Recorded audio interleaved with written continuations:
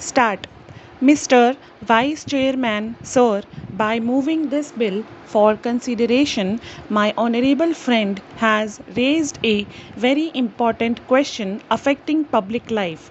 There could be absolutely no matter of doubt that the corruption in public life have become rampant.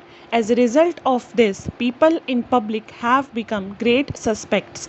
In a seminar which I was attending on code of conduct for public men, somebody observed that once a man becomes a minister, occupies a seat of power for generations, his economic problems are solved. It may be an exaggerated statement, but it has been our sad experience that people who have occupied high positions in public life, who have become ministers, members of parliament, or members of legislatures, have overnight become affluent person.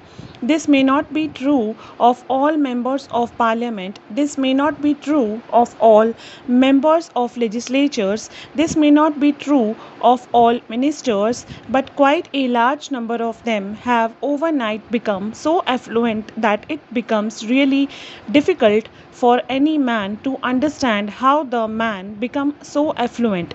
The whole thing becomes a mystery to the common man, and the character and integrity of the person concerned becomes highly suspect.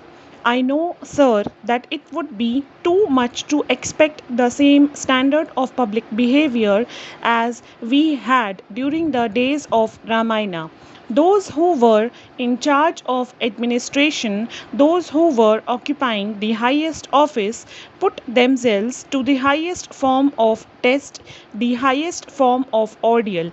Can there be any doubt that public life is so much corrupted today that we have all become suspect? In fact, the people have also become jealous of the members of parliament. They say somehow one has got to become a member of parliament or a member of legislature or somehow come closer to the corridors of power. Why do they say this?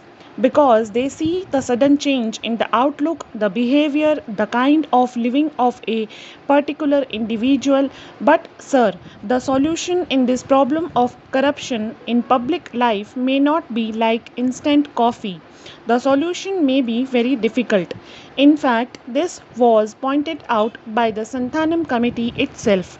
In its report, it made certain recommendations that a certain code of conduct should be there and that shall be a solution to end corruption in public life. What has actually troubled us is the variance between percept and practice in this country.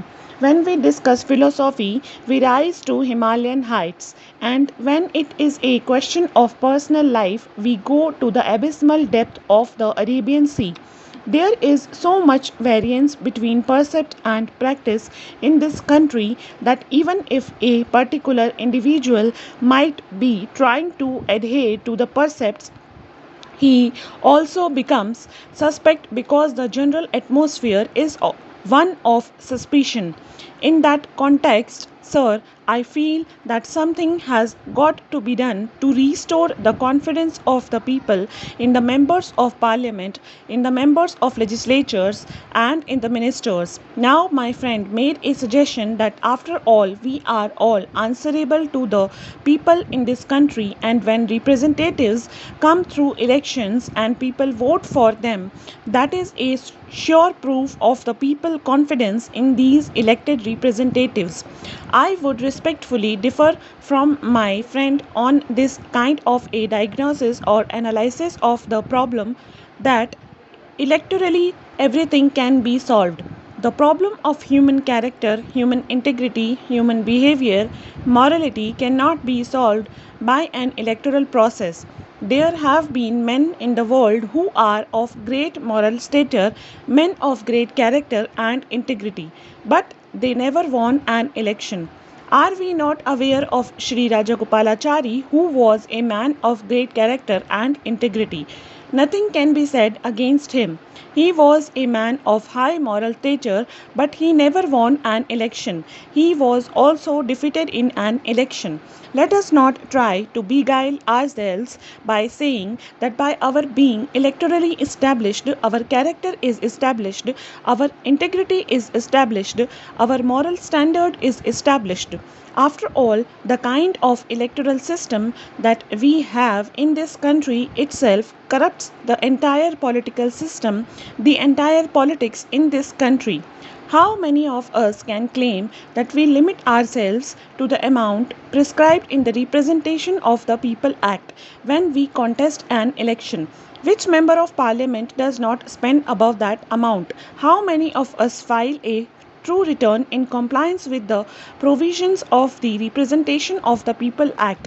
Most of the candidates file false returns, and this has been taken as an accepted way of life.